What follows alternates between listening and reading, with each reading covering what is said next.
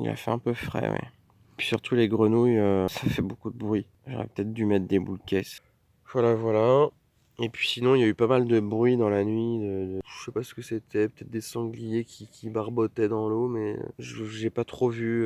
J'étais un peu derrière là-bas, dans les bosquets. Et il est 7h42.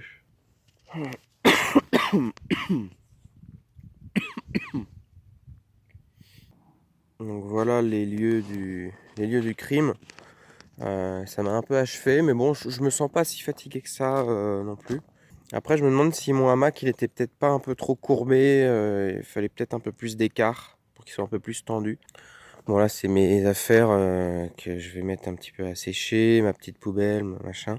Mais le truc, c'est que j'ai eu froid, alors que là, ici, je suis à 483 mètres. Et l'idée, c'est d'aller là-haut, sauf que c'est à 1200 mètres d'altitude. Donc déjà que j'ai eu froid là, ça me fait un peu peur. Du coup, là-haut, j'ai l'impression que je suis pas équipé. Faut que je trouve une technique pour pas avoir trop froid.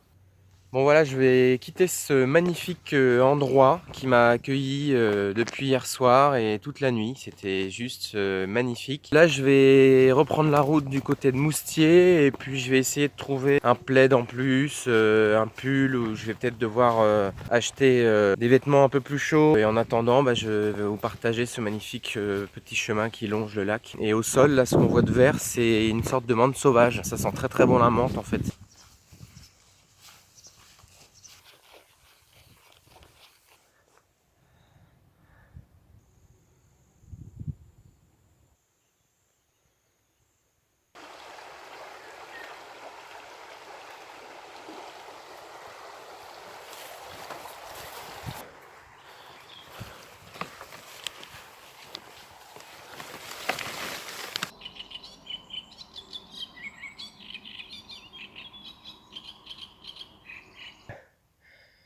Éclairé par la lumière du soleil. On sent que c'est bien foutu ce sentier, il y a même des projecteurs sur les marques.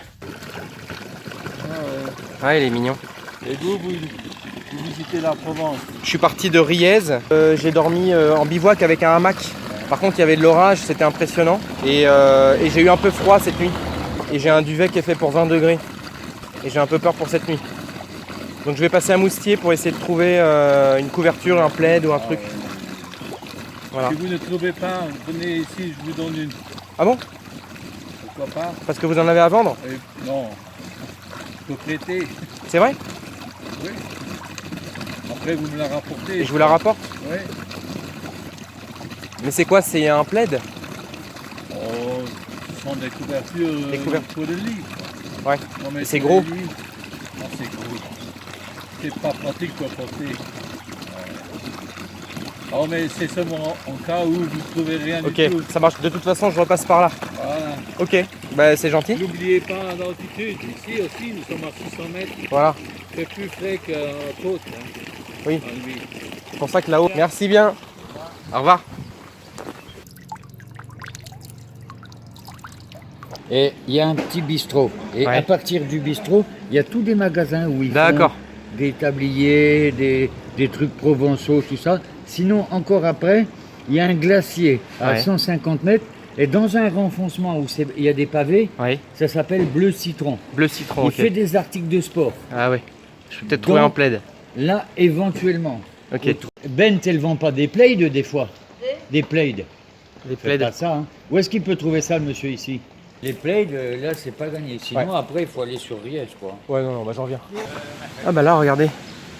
Il y a des sortes de plaids. De couverture, 12,80 €. Ah oui, c'est des tapis en fait. Je vais dormir là-haut, là en bivouac et tout. J'ai eu un peu froid cette nuit, j'étais en bas. Ouais.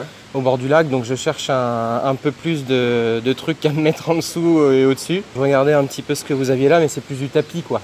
Et une adresse de restaurant pas trop cher mais sympa. Et pas de pizza non, parce que je peux pas prendre de gluten.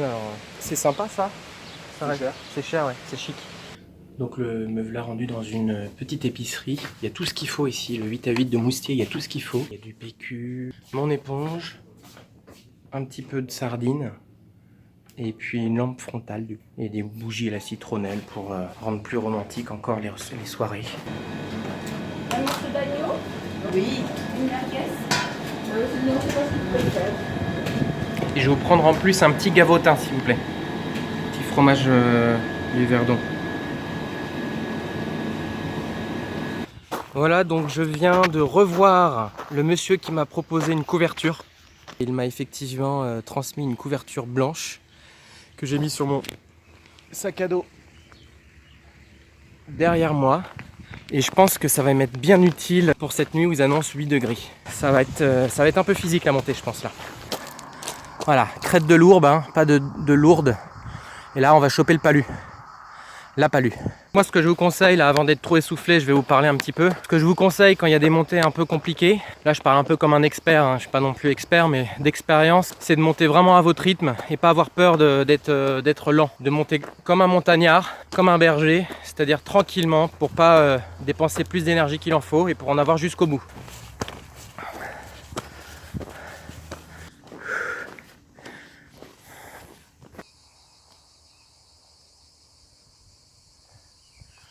J'entendais du bruit.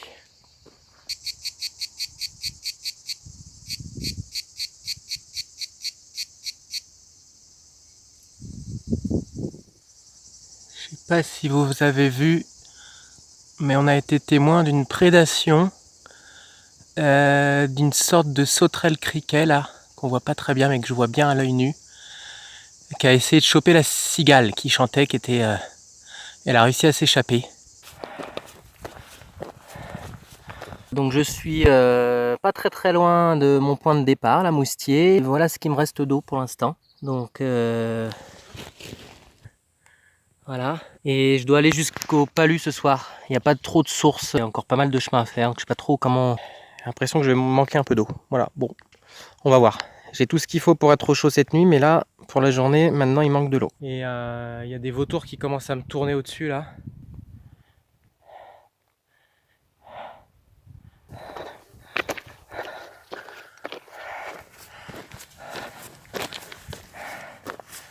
On va pas s'enlacer non plus, hein, mais on le connaît.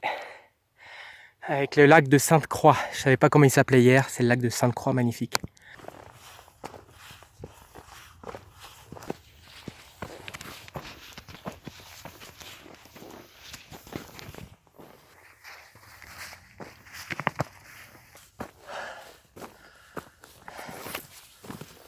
C'est super dur, il fait super chaud.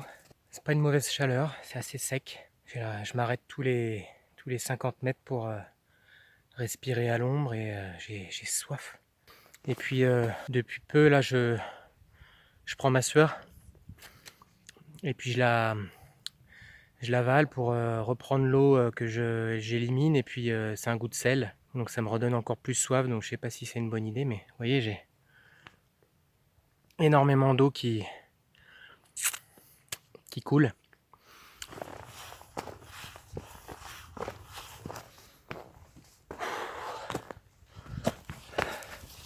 Il n'y a pas grand monde là, hein. Les gens ils sont tous à la piscine. Oh, je les envie pas du tout, ils ont aucun mérite. En plus ils doivent manger une glace en bord de piscine avec un sirop de citron ou de menthe. Peut-être même il y en a, ils ont des bières. Ils prennent pas soin de leur santé, hein, ces gens-là.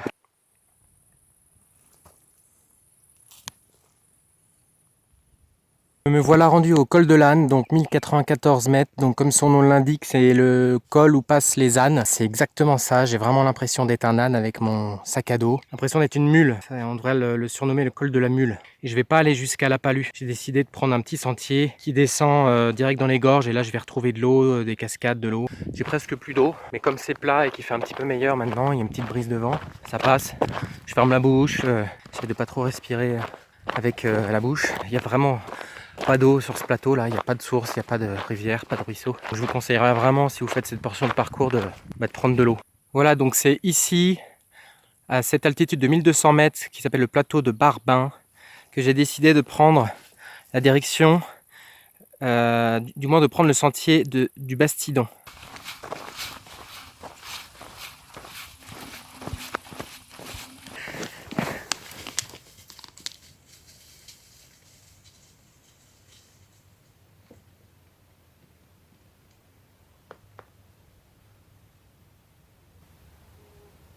C'était deux magnifiques chevreuils. Là, c'est pas les chevreuils que j'ai vus tout à l'heure, c'est des chamois.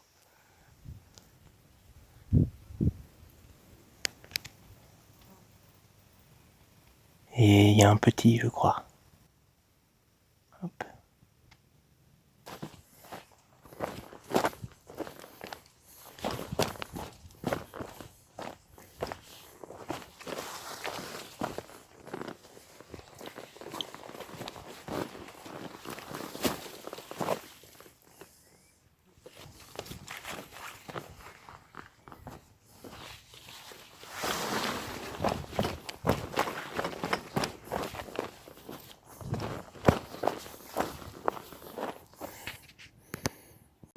Voilà, je vais vous montrer ce que j'ai descendu. C'est très abrupt, hein. On va le voir. Voilà, donc on voit, je sais pas si ça rentre bien sur la vidéo, mais on voit bien ce que j'ai descendu.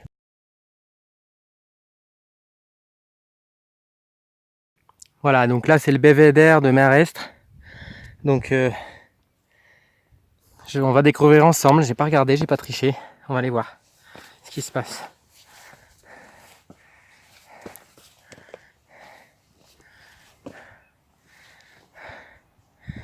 Ah oui. Voilà, donc c'est bien ce que je pensais. Ça va être compliqué d'aller en bas se baigner. C'est vraiment de la falaise là. Voilà, le bonheur. De l'eau, bon, des lavabos. Et là je suis dans les sanitaires. Je vais pouvoir prendre une douche peut-être. Mais c'est fantastique. Voilà. C'est un camping à la ferme. Et voilà, et donc il y a des petits sanitaires là. Comme ça.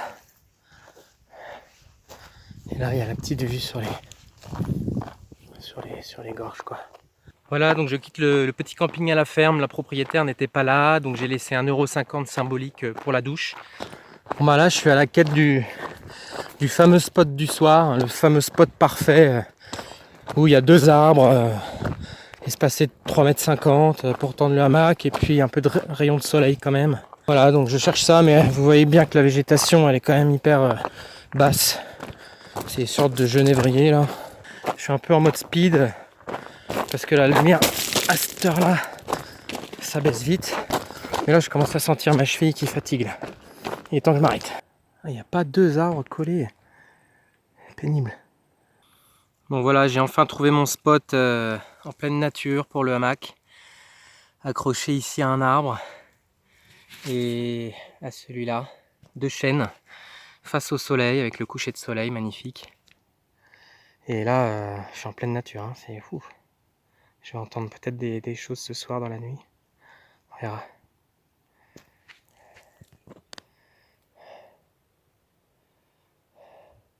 J'ai mis un petit filtre de couleur là pour rendre le truc un peu romantique.